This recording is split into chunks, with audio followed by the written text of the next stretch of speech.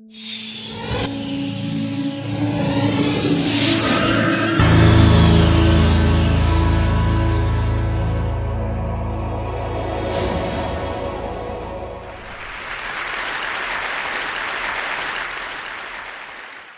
morning. How are you? It's been great, hasn't it? I've been blown away by the whole thing. In fact, I'm leaving.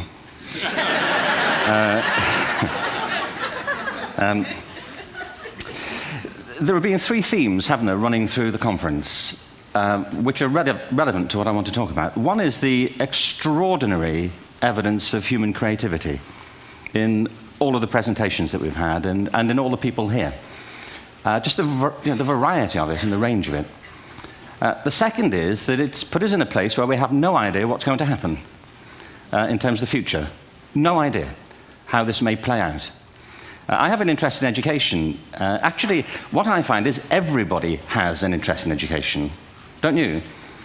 I find this very interesting. If you're at a dinner party and you say you work in education, actually, you're not often at dinner parties, frankly, if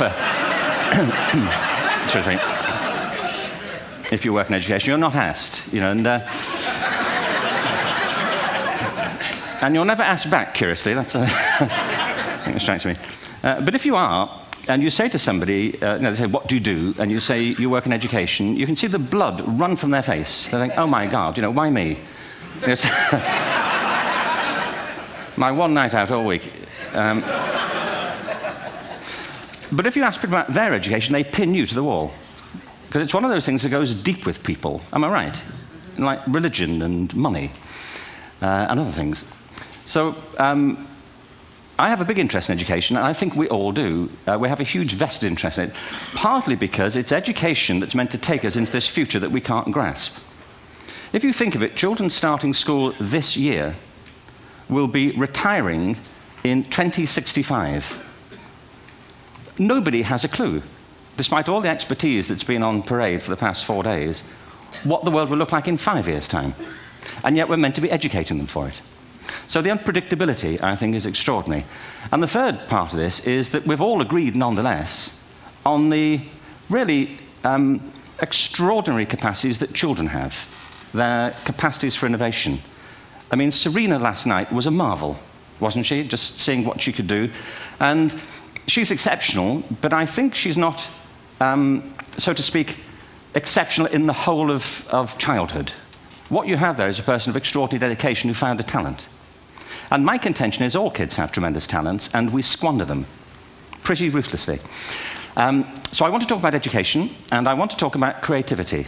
My contention is that creativity now is as important in education as literacy, and we should treat it with the same status.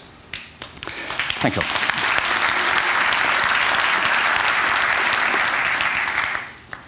That was it, by the way. Thank you very much. So, 15 minutes left.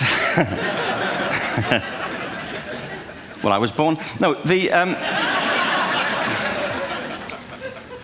I had a great story recently, I love telling it, of a little girl who was in a drawing lesson. She was 6, and she was at the back drawing, and the teacher said this little girl hardly ever paid attention. And in this drawing lesson, she did. And the teacher was fascinated. She went over to her and she said, "What are you drawing?"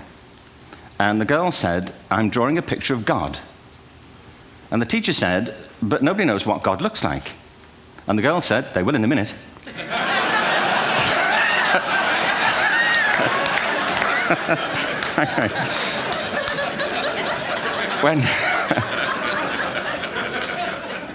When my son was 4 in England, actually he was 4 everywhere, to be honest. I mean, if we're being strict about it, wherever he went, he was 4 that year. But he was in the Nativity play. Do you remember the story? No, it was big. It was a big story. Mel Gibson did the sequel. You may have seen it. I don't know. It was Nativity 2. But James got the part of Joseph, which we were thrilled about. We consider this to be one of the lead parts. We had the place crammed full of agents and T-shirts, you know. James Robinson is Joseph. He didn't have to speak, but do you know the bit where the 3 kings come in? They come in bearing gifts, and they bring gold, frankincense, and myrrh. This really happened. We're sitting there, and they, I think, just went out of sequence. Because we talked to the little boy afterwards and said, you know, are you okay with that? And they said, yeah, why was that wrong? They just switched, I think that was it. Anyway, the three boys came in, little 4-year-olds with tea towels on their heads, and they put these boxes down. The first boy said, "I bring you gold." And the second boy said, "I bring you mare." And the third boy said, "Frank sent this."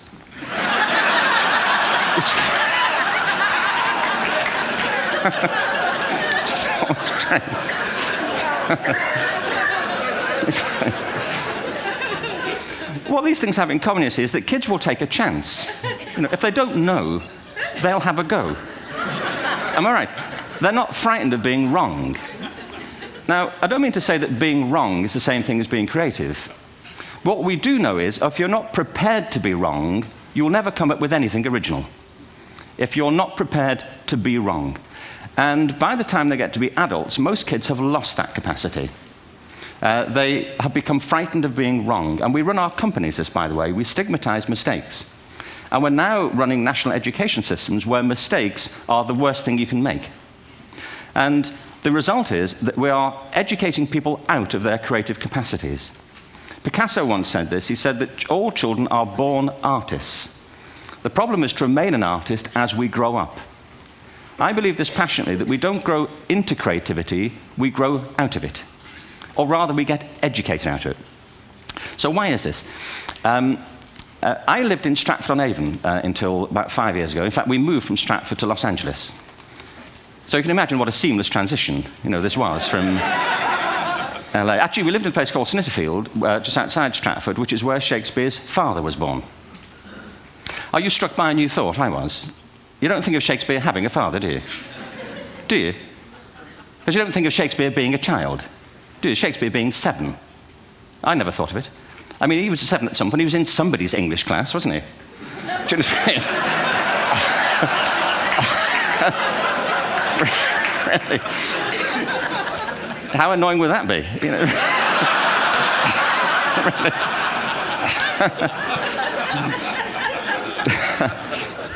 Must try harder. Being sent to bed by his dad to Shakespeare. Go to bed now, to William Shakespeare, and put the pencil down, and stop speaking like that. It's confusing everybody.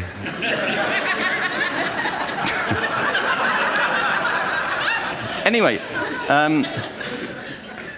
we moved from Stratford to Los Angeles, and I just want to say a word about the transition. Actually, my son didn't want to come. I've got 2 kids. He's 21 now, and my daughter's 16. He didn't want to come to Los Angeles. He loved it, but he had a girlfriend in England. This was the love of his life, Sarah. He'd known her for a month. Mind you, they'd had their 4th anniversary by then, because it's a long time when you're 16. Anyway, he was really upset on the plane. He said, "I'll never find another girl like Sarah." And we were rather pleased about that, frankly, because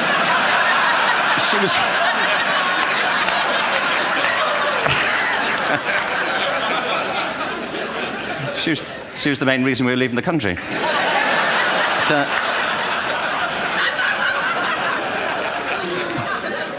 But something strikes you when you move to America and when you travel around the world. Every education system on Earth has the same hierarchy of subjects. Everyone, doesn't matter where you go. You think it would be otherwise, but it isn't. At the top are mathematics and languages, then the humanities, and at the bottom are the arts, everywhere on Earth. And in pretty much every system, too, there's a hierarchy within the arts. Art and music are normally given a higher status in schools than drama and dance. There isn't an education system on the planet that teaches dance every day to children the way we teach them mathematics. Why? Why not? I think this is rather important. I think maths is very important, but so is dance. Children dance all the time if they're allowed to. We all do. We all have bodies, don't we? Did I miss a meeting? I mean, I think... Truthfully, what happens is, as children grow up, we start to educate them progressively from the waist up. And then we focus on their heads, and slightly to one side.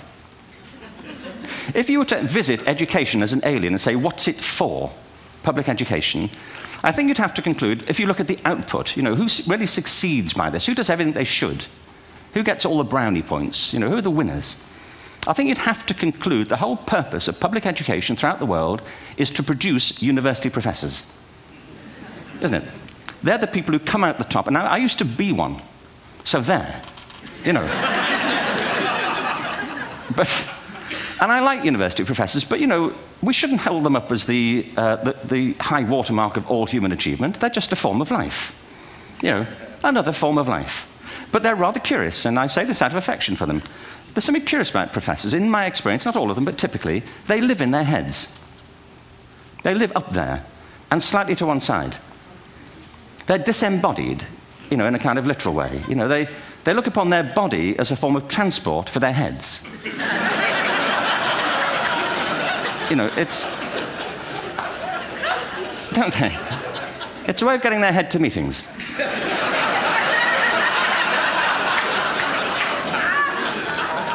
If you want real evidence of out-of-body experiences, by the way, get yourself along to a residential conference for senior academics and pop into the discotheque on the final night. And there you will see it, grown men and women writhing uncontrollably off the beat, waiting to it ends so they can go home and write a paper about it. Now, our education system is predicated on the idea of academic ability. And there's a reason. The whole system was invented around the world. There were no public systems of education really before the 19th century. They all came into being to meet the needs of industrialism. So the hierarchy is rooted on two ideas. Number one, that the most useful subjects for work are at the top. So you were probably steered benignly away from things at school when you were a kid, things you liked, on the grounds you would never get a job doing that. Is that right? Don't do music, you're not going to be a musician. Don't do art, you won't be an artist. Benign advice. Now, profoundly mistaken. The whole world is engulfed in a revolution. And the second is academic ability, which has really come to dominate our view of intelligence because the universities designed the system in their image. If you think of it, the whole system of public education around the world is a protracted process of university entrance.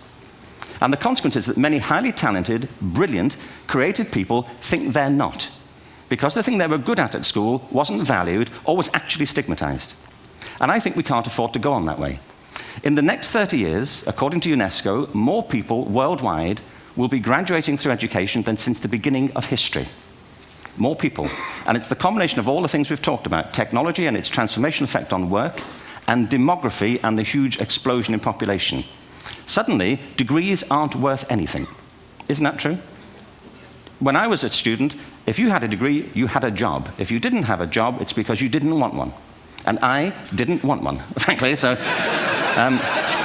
but now, kids with degrees are often heading home to carry on playing video games because you need an MA, where the previous job required a BA, and now you need a PhD for the other. It's a process of academic inflation, and it indicates the whole structure of education is shifting beneath our feet. We need to radically rethink our view of intelligence. We know three things about intelligence. One, it's diverse.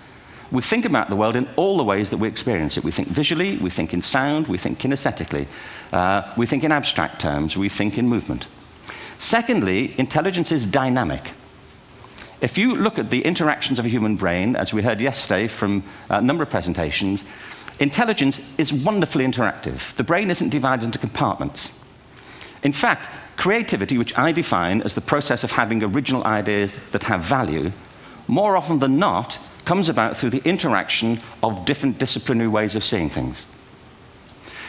The brain is intentionally, by the way, there's a shaft of nerves that joins the two halves of the brain called the corpus callosum. It's thicker in women. Following on from Helen yesterday, I think this is probably why women are better at multitasking. Because you are. Aren't you? There's a raft of research, but I know it from my personal life. If my wife is cooking a meal at home, which is not often, thankfully, but you know, if she's doing...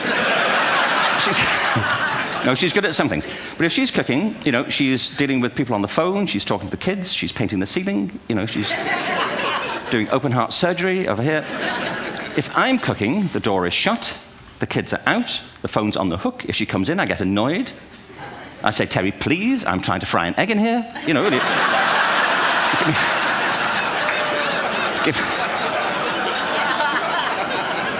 Give me a break. Actually, there was, do you know that old philosophical thing? If a tree falls in a forest and nobody hears it, did it happen? Remember that old chestnut? I saw a great T-shirt, really, recently, which said, if a man speaks his mind in a forest and no woman hears him, is he still wrong?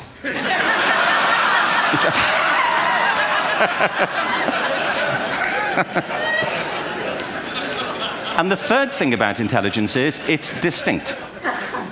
I'm doing a new book at the moment called Epiphany, which is based on a series of interviews with people about how they discovered their talent. I'm fascinated by how people got to be there. It's really prompted by a conversation I had with a wonderful woman who most people have never heard of. She's called Gillian Lynn. Have you heard of her? Some have. She's a choreographer, and everybody knows her work. She did Cats and Phantom of the Opera. She's wonderful. I used to be on the board of the Royal Ballet in England, as you can see. And anyway, Gillian and I had lunch one day. I said, how'd you get to be a dancer? And she said it was interesting. When she was at school, she was really hopeless. And the school in the 30s wrote to her parents and said, we think Gillian has a learning disorder. She couldn't concentrate, she was fidgeting. I think now they'd say she had ADHD. Wouldn't you? But this was the 1930s, and ADHD hadn't been invented, at this point, so it wasn't an available condition. People weren't aware they could have that. Anyway, she went to see this specialist. So this oak-panelled room, and she was there with her mother, and she was led and sat on this chair at the end, and she sat on her hands for 20 minutes while this man talked to her mother about all the problems Gillian was having at school. And at the end of it, because she was disturbing people, her homework was always late and so on, little kid of 8, in the end, the doctor went and sat next to Gillian and said, Gillian, I've listened to all these things that your mother's told me. I need to speak to her privately. So he said, wait here, we'll be back. We won't be very long. And they went and left her. But as they went out the room, he turned on the radio that was sitting on his desk. And when they got out the room, he said to her mother, just stand and watch her.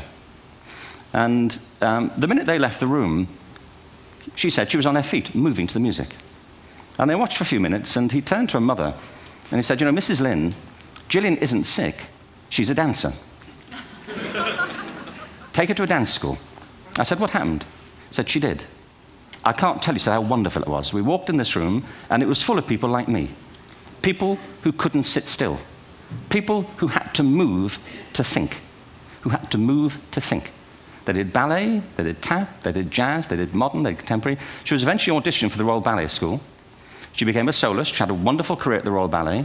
She eventually graduated from the Royal Ballet School, found her own company, the Gillian Dance Company, met Andrew Lloyd Webber. She's been responsible for some of the most successful musical theatre productions in history. She's given pleasure to millions, and she's a multi-millionaire. Somebody else might have put her on medication and told her to calm down. Now, I think...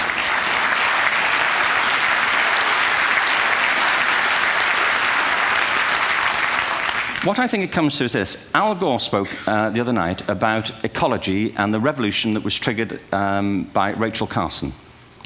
I believe our only hope for the future is to adopt a new conception of human ecology, one in which we start to reconstitute our conception of the richness of human capacity.